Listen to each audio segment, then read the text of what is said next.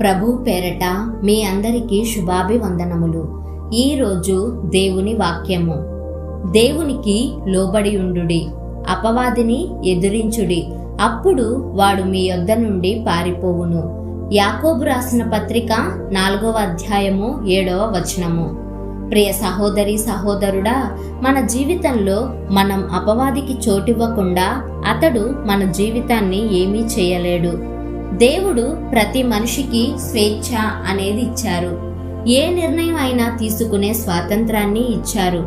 మనం అనుమతిస్తేనే తప్ప మన హృదయంలో దేవుడైనా లేదా సాతానైనా ప్రవేశించగలుగుతారు.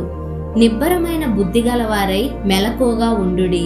మీ విరోధి అయిన అపవాది గర్జించు సింహం వలె ఎవరిని మృంగుదునా అని ఎదురు చూస్తున్నాడు అని వాక్యం సెలవిస్తుంది.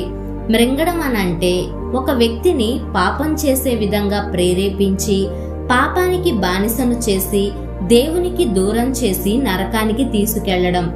సాతాను ఎప్పుడు దేవుని బిడ్డలను లోకాన్ని చూపించి పాపాన్ని చూపించి శోధిస్తూనే ఉంటాడు.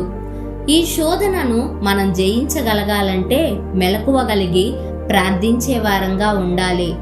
సాతాను పాపం చేయడం వల్ల వచ్చే అల్పకాల సంతోషం గురించే చెప్తాడు, కానీ దాని వెనుక ఉన్న ఘోరమైన శ్రమను, పాపం వల్ల కలిగే నష్టాలను తెలియజేయడు. ఆనాడు హవ్వను కూడా ఇదే విధంగా మోసం చేశాడు. దేవుడు మాట వినకుండా మనం ఉండడం వల్ల దేవుడికేమీ నష్టం ఉండదు. నష్టం కష్టం అంతా మనకే ఉంటుంది. హవ్వ దేవుడు చెయ్యొద్దు అన్న పని చెయ్యడం వల్ల ఆదాము హవ్వ ఇద్దరు ఏదెను తోట నుండి గెంటివేయబడి శ్రమలను కొని తెచ్చుకున్నారు. ఎప్పుడు మనం దేవుని మాటకు అనగా వాక్యానికి లోబడి ఉండాలి. అపవాదిని వాడి తంత్రాలను ఎదిరించుటకు శక్తిమంతులగునట్లు దేవుడిచ్చే సర్వాంగ కవచమును ధరించుకోవాలి. సర్వాంగ కవచం అంటే నడుమునకు సత్యమును దట్టి కట్టుకోవాలి. అంటే ఎల్లప్పుడూ సత్యమే మాట్లాడాలి. నీతి అను మైమరుగు తొడుక్కోవాలి. అన్ని సమయాలలో నీతిగా యథార్థంగా జీవించాలి. పాదములకు సమాధాన సువార్త వలనైన సిద్ధ మనసును జోడుగా తొడుగుకోవాలి.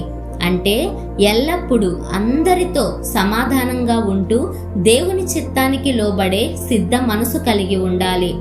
రక్షణయను శిరస్త్రాణమును ధరించుకోవాలి. అంటే ఎల్లప్పుడూ దేవుని యందు భయముతో వణుకుతో ఆయనిచ్చిన రక్షణను కొనసాగించాలి. దేవుని వాక్యమును ఆత్మ ఖడ్గమును ధరించుకోవాలి. అనుదినం మనం వాక్యాన్ని ధ్యానించే వారంగా ఉండాలి. ఇలా మనం జీవించగలిగినప్పుడు మనం అపవాదిని ఎదిరించగలుగుతాం. దేవుని రాజ్యానికి వారసులు కాగలుగుతాం. కావున ఈ రీతిగా ప్రతి ఒక్కరం జీవించులాగున దేవునికి ప్రార్థిద్దాం. ప్రార్థన. అత్యున్నత సింహాసనంపై ఆసీనుడవైన మా ప్రియమైన పరలోకపు తండ్రి, మీ నామమును బట్టి మీకు నిండు వందనాలు.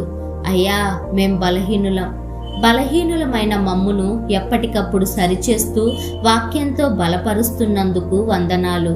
విలువైన నీ రక్తంలో కడగబడిన మేము ఎన్నడూ అపవాది మాట వినకుండా వాడిని ఎదిరించే ఆత్మీయ జీవితం, వాక్యాన్ని హృదయంలో దాచుకునే జీవితం కలిగి మేమందరం జీవించుటకు మాకు సహాయమును దయచేయమని, అలా సహాయము దయచేసినందుకు నిండు హృదయపూర్వక కృతజ్ఞతాస్తుతులు చెల్లిస్తూ యేసు అను శక్తి కలిగిన నామమున ప్రార్థిస్తున్నాము తండ్రి.